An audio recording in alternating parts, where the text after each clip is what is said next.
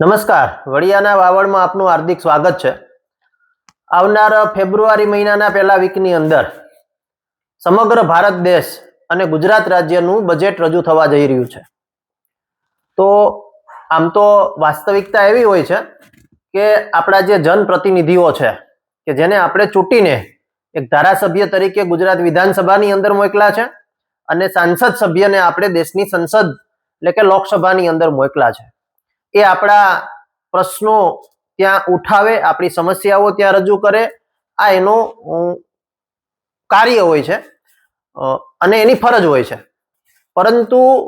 એક ફરજ એ પણ છે કે જ્યારે દેશનું બજેટ રજૂ થતું હોય એના આગળના મહિને એટલે કે ડિસેમ્બર જાન્યુઆરી મહિનાની અંદર એને પોતાના મત વિસ્તારના જે જરૂરી સમસ્યાઓ છે અથવા એના માટે ચોક્કસ બાબતોની માગણી કરતું એક રજૂઆત નાણામંત્રીશ્રીને અને રાજ્ય સરકાર કે કેન્દ્ર સરકારના નાણામંત્રીશ્રીને અથવા મુખ્યમંત્રી કે વડાપ્રધાનને આપવી જોઈએ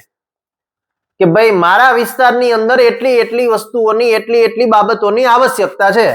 દાખલા તરીકે તમારા વિસ્તારની અંદર માર્કેટિંગ યાર્ડ ના હોય, તમારા વિસ્તારની અંદર જીઆઈડીસી ના હોય, તમારા વિસ્તારની અંદર કોલેજની સુવિધાઓ ના હોય, ઉચ્ચ શિક્ષણની સુવિધાઓ ના હોય, કોઈ અન્ય ખેતી માટેના કોઈ સંશોધન બાબતની વાત હોય, તો આવી અનેક બાબતો તમે બજેટ રજૂ થાય એની પહેલા જો તમે માગણી કરો તો બજેટની અંદર આવી વસ્તુઓ સરકારના ધ્યાને આવે, સરકાર એને સમાવી શકે અને સરકાર એની પાછળ ફંડ ફાળવી શકે।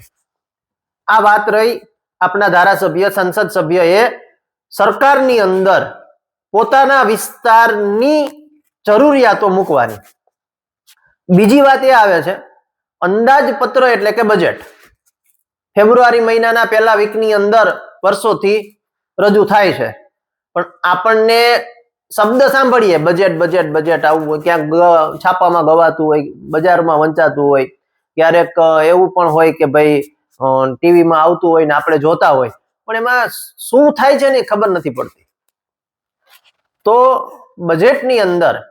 આપનું આવતું વર્ષ છે, આમાં નાણાકીય વર્ષને ધ્યાનમાં લેવાય, એટલે કે 1 એપ્રિલથી 31 માર્ચ સુધીનું જે નાણાકીય વર્ષ હોય એ નાણાકીય વર્ષને સામાન્ય રીતે ધ્યાનમાં લેવાતું હોય છે।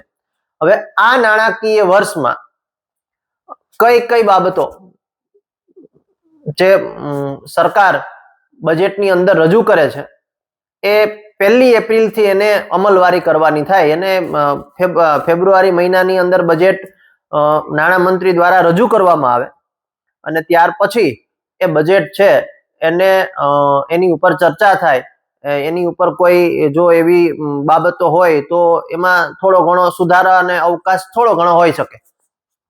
એ થાય છે અને ત્યાર પછી 1 એપ્રિલથી એની અમલવારી થતી હોય છે। એટલે આપણે કહીએ છીએ કે 1 તારીખથી આ મોંઘું થવાનું છે ને આ સસ્તું થવાનું છે ને, પરંતુ એ બજેટની અંદર આપણને જે વસ્તુ લાગુ પડે છે એના માટે શું કરવામાં આવ્યું છે, શું જોગવાઈઓ કરવામાં આવી છે, આ બધી બાબતો આપણને જાણવી જરૂરી બને છે। હવે આપણે તો ગામડાના માણસો, ખેતી સાથે જોડાયેલા માણસો, તો ખેતીને પ્રાધાન્ય આપવું એ આપણી પ્રાથમિક ફરજ છે। અને બીજી વાત કે ભલે તમે શહેરમાં વસવાટ કરતા હોય પણ તમે જે તમારા શરીરની અંદર જે અન્ન નાખો છો, તમે જે ખોરાક લ્યો છો, એ ખોરાક મારો ખેડૂત ઉત્પન્ન કરે છે, ખેતી કરીને ઉત્પન્ન કરે છે, પરસેવો પાડીને ઉત્પન્ન કરે છે, ત્યારે એ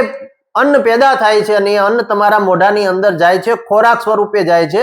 એમાંથી શક્તિ ઉત્પન્ન થાય છે, તમારા શરીરની અંદર એનર્જી ઉત્પન્ન થાય અને એ એનર્જીને કારણે તમે કામ કરી શકો, પછી એ ઉદ્યોગ ક્ષેત્રમાં કરતા હોય, સેવા ક્ષેત્રમાં કરતા હોય કે કોઈ પણ ક્ષેત્રની અંદર કરતા હોય, તો એ તમામ નો અંતે સંપર્ક અથવા કનેક્શન ખેતી સાથે છે। ખેતી આપણી જરૂરિયાત છે, તો એ ખેતીને, એ ગામડાને બચાવવું પણ એ આપણી ફરજ જ છે। તો આવનાર બજેટની અંદર આ ખેતી વિશે, ખેતી માટે, ગામડાઓ માટે સરકાર શું કરી શકે અને એ માટે આપણા જાણીતા પૂર્વ પત્રકાર અને ખેડૂતોના દિલની અંદર જેનું સ્થાન છે, જે